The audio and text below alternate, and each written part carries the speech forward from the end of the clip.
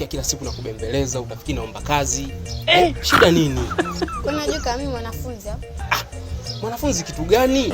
Unasema utasoma wewe bwana. Achana na masuala ya mwanafunzi bwana. Wewe sikia nikwambie, mimi naelewa kazi hiyo. Alafu wewe ni mtu mzima. Wewe una miaka mingapi bwana? 15. 15? 15 mbona mkubwa wewe? Wakati mtoto anavunja ungo kike miaka 14, 13 hadi 12 siku hizi teknolojia imekuwa hadi miaka 10 mtoto ashavunja ungo. Kwa hiyo tunafanyaje sasa? Wewe sikia nikwambie, wewe baadaye tokea maeneo yangu basi. Mimi mwanafunzi nasoma. Atasa! Kwani chips shilingi ngapi? Chips. Na chips ya 3000. Sasa chukua hii hapa shilingi 5000, sawa? Ya ficha kabisa asione mtu. Ule ushibe, sawa?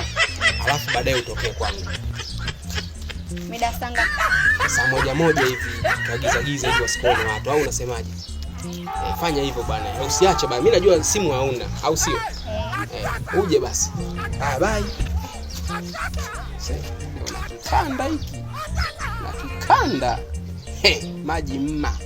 Makosa yangu